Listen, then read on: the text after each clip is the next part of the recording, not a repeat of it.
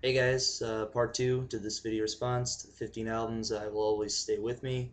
I'll see if I can keep the stories to a minimum. It's probably boring a whole bunch of you, but I'll do my best. Let's see, number 4 or 5. Excuse me. Wow, it's late right now. Number 5 on this list. Turn on the Bright Lights by Interpol.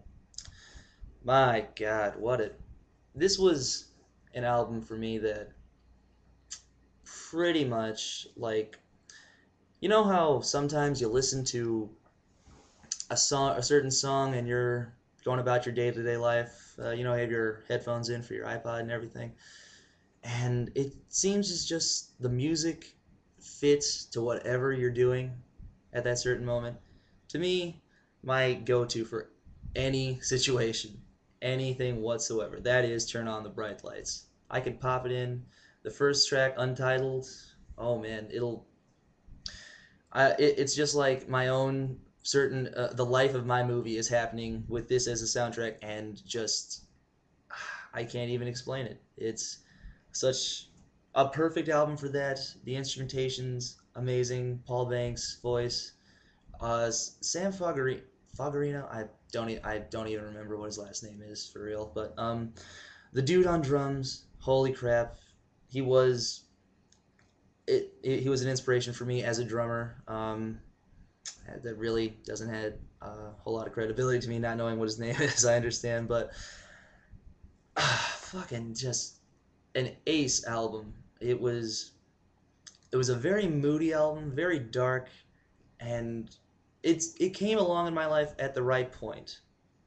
Uh, I can't really explain it much better than that. To me, Turn on the Bright Lights is and will always be one of the defining moments of the 2000 to 2009 decade. And yes, 2000 to 2009 is a decade. If you don't believe me, fuck you. Um, let's see, what else is there? Coming up after that, Morbid Angels, Altars of Madness. Oh my god, that is one beast of an album. I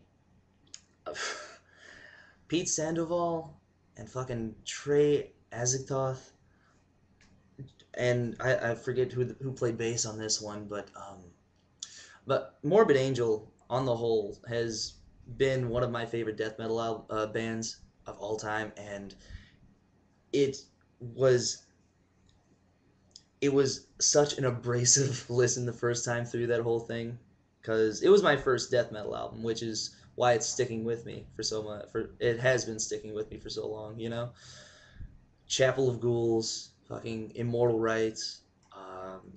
What's a Maze of Torment? I referenced Maze of Torment in a paper, actually I just wrote for one of my English classes, and I have to say that if my English professor doesn't get it, I won't be surprised. But he seems like a really cool kind of guy, and I've seen him wear metal shirts to class, which isn't all that professional for a TA. But you know what? Whatever.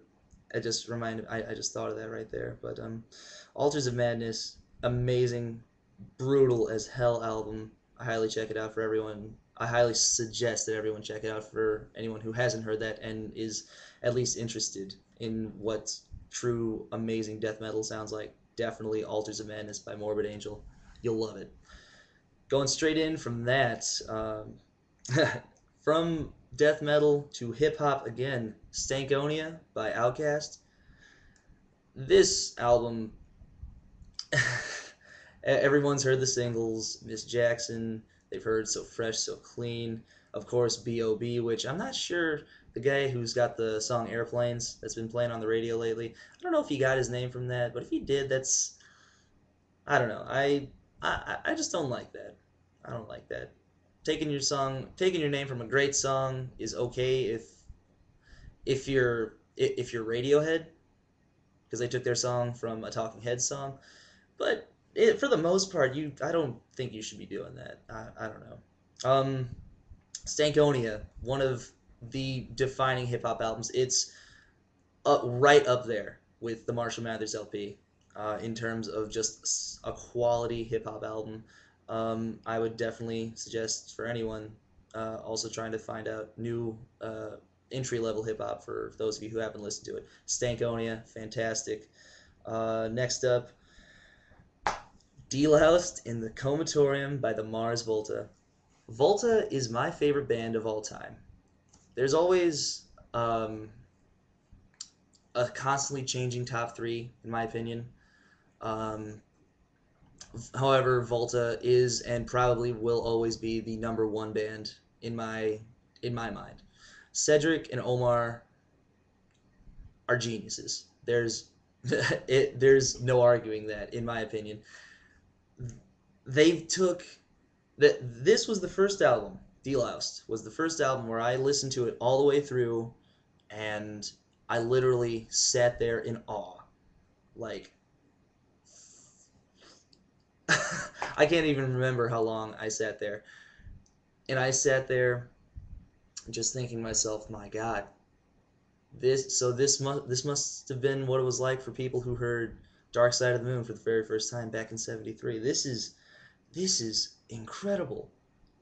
The jams, the ambience, the mixed influences from Latin to funk to rock and punk.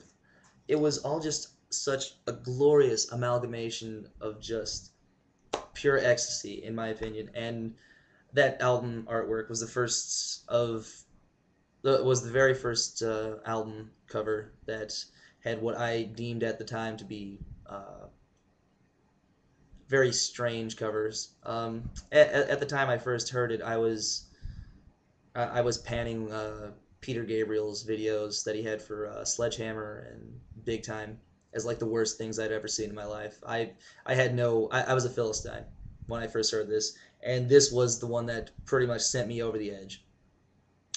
In terms of like my personal growth as a music listener, D-Louse was the one that converted me into a lover of everything strange and different, and I've not looked back ever since. I hold that album very, very close to my heart. It's a phenomenal, phenomenal piece of work. I highly suggest people check that one out. I keep saying that, but really everybody should check out every album I have said here so far if they haven't heard them already. I apologize if I keep saying that. But next up, The Slider by T-Rex. Mark Bolan is the man. Was the man, is the man, will always be the man. The Slider is great just because it's so damn groovy, you know? I it's just an album you can put on and you're cleaning your house, you're brushing your teeth, and all the while you can just have it as good. It's good background music, but I don't suggest you use it just solely as that, because if you give it a good objective listen, the grooves will stay with you the whole way. And just a very good classic album up there with Abbey Road, in my opinion. Next up, Chocolate and Cheese by Ween. Um, Going off of Volta, my splurge on Volta, after listening to Deloused, I went again out to the internet and I was just like, I need to know everything about weird music. Holy shit, you know? So I was suggested Chocolate and Cheese at one of the message boards I frequent. And I was just like, this band Ween, where did I heard that name before? And I remember the first time I heard Ween, I heard the song Transdermal Celebration off of their Quebec album. That was a song that really, when I first heard it, I thought I had them pegged. I was just like, okay, this is the kind of band that I could probably get used to. I just hope they're not a one-trick pony. Holy shit, was I wrong. Chocolate and Cheese, another amalgamate. This was an album where I listened to it and it was just crazy the entire way through. All these different genres, all these different things, all these instruments, lyrical content. It was awesome. Another fantastic, great choice, great album. Highly suggest them checking out. Jesus Christ, really? I didn't. Okay, I guess I'll make one last video to finish this all up. I apologize for the video length. Sorry.